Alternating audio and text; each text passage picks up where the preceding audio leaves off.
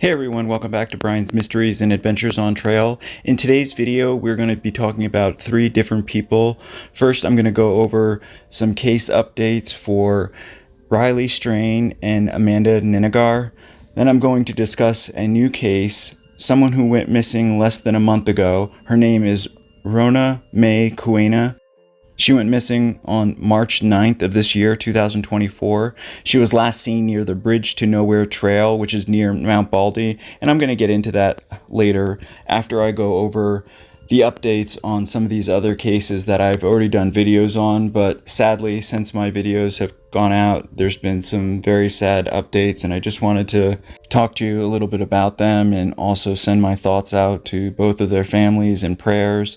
Riley Strain, when I made his video, he was still a missing person. Sadly, he was found deceased on March 22nd of this year, 2 weeks after he was reported missing. He was found in the Cumberland River. This is one of the last photos that we have of him. It's of a surveillance camera of him walking towards or right under the James Robertson Parkway Bridge, which I'm going to have a sat map right here of where that bridge is, and it's in and around the area that we did assume that he was last seen near Gay Street. This is a picture of the embankment around 8 miles downriver where they found his body. In the river, these people are just investigating the scene. He was found only wearing his shirt. His cowboy boots, his pants, and wallet were all missing. The autopsy found no water in his lungs, and they blamed the river's strength for pulling his boots and pants off. However, we have later learned that he was wearing a belt, making the idea that the river somehow pulled all these things off basically impossible.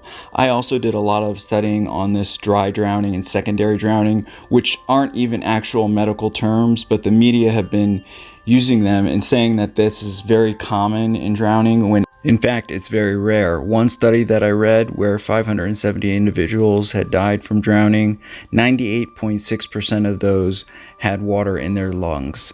People who were found without water in their lungs, it's usually because of some kind of laryngospasm or because they were dead before they went into the water.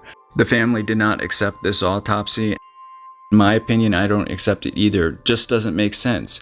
How was his bank card found in this one spot, in this one embankment, then his body was found in this other spot with no pants, no wallet, belt, boots, all missing, just wearing his shirt? Something just doesn't make sense here. I feel awful that the family is having to pay to have their own private autopsy done.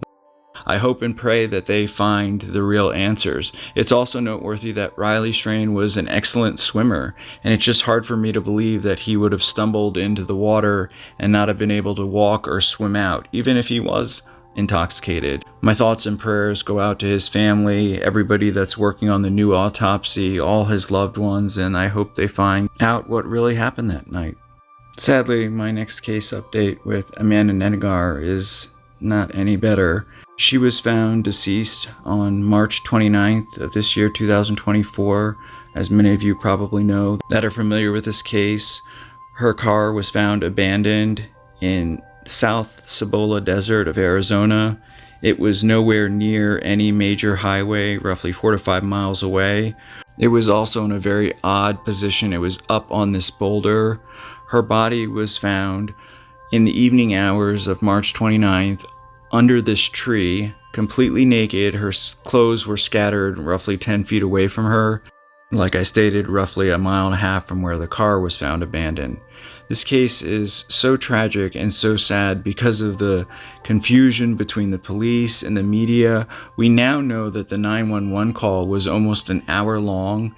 We also know that she was staying in a hotel in Blythe the night of the 27th before she was reported missing on the 28th. That's video surveillance on the left there. We also know from parts of this 911 call that have been slowly released, the dispatcher, while trying to help her, pinged her cell phone to the Palo Verde part of California off of Route 78, still nowhere near where her car was found, roughly 30 to 40 miles away. It's very confusing because in one part of the call she thought she was in Anza. She told the dispatcher that she was very tired. She had tried to pull over. She thought that she might have hit a pole. She also says that the last thing she remembers was talking her boyfriend before she had fallen asleep or come to. She had tried to climb a mountain to get people's attention. The cell service was apparently very weak going in and out. She told the dispatcher she was wearing pink. Like I said, we now know that this went on for roughly 50 minutes. She also stated that she was very scared. She thought people were trying to kill her or assault her. She said that her family was probably very worried about her. The sheriff of La Paz County has stated that he only became aware of her disappearance because a local resident told him about her disappearance. After the La Paz County Sheriff's Office took over the investigation, apparently they were getting constant 911 calls, which got even worse after her body was found. People were actually calling 911 and asking for updates on the Amanda Nenegar case, which is crazy because 911 is for emergencies only. They actually had to put a public statement out telling people to please stop this. Currently, they are doing an autopsy on Amanda, and hopefully they will find answers. My thoughts and prayers are with all her loved ones and friends and everybody that's worked so hard to find her. Sadly, the media reports are all over the place, just like when she was missing. One paper will say one thing, another will say another thing. I'll have all that in the description, but it is very frustrating, and I can't imagine what all her loved ones are going through. Now we are going to head to the San Gabriel Mountains in California. Near Mount Baldy, we're going to be going to the Bridge to Nowhere trailhead. I'm going to have various pictures and maps up so you can see. This is what the distance would be on foot, roughly, from Mount Baldy to the location that we're going to be discussing today. This is a satellite view of the Bridge to Nowhere trailhead. I'm going to have a picture of the actual bridge. This is a very popular place to hike. People actually also bungee jump off this bridge. This is a picture of the actual bridge. It's located along the San Gabriel River, which, depending on location, time of year, rainfall, can be very rough, rocky with lots of debris in the water, or a little bit slower and deeper. We're going to be talking about the disappearance of Rona May Cuena. She is a 59-year-old Filipino woman who was last seen on March 9th around 9 a.m., right around this bridge that we've been discussing. She was last seen wearing a blue jacket, blue pants, a blue hat, and dark sunglasses. Sadly, it's not known whether she was there with anybody else. Her family members really don't know what she was doing there. They know she loved the outdoors. This is a map of the area. There's just a maze of different trails. There's over half a dozen water crossings just on the Bridge to Nowhere trail itself, which is located right there in the middle. This is a picture of one part of the trail just to give you an idea of some of the terrain. I'll have more pictures coming up. The trail is considered to be challenging. There are bridges on many of these river crossings on the Bridge to Nowhere trail, such as this one. In some places there aren't, or there's just rocks or maybe a log. The government has actually posted warning signs to warn hikers when the river is very, very swift, or if there's been a lot of snow melt, to warn hikers not to try and attempt to cross these dangerous currents. Unfortunately, that morning, March 9th, Rona May was seen down by the water, and according to witnesses, she was just swept away so fast there was nothing any of them could do. It was also very hard to see because apparently in this part of the river where she fell in, it is banked by a lot of brush, vegetation. I'm going to have some pictures coming up. This picture is a picture of the actual drone teams when they were out searching for her. That's the drone there on the right. As you can see, the river is very obscured by the trees and vegetation. It's even hard to see the search and rescue guys there on the left wearing their bright orange.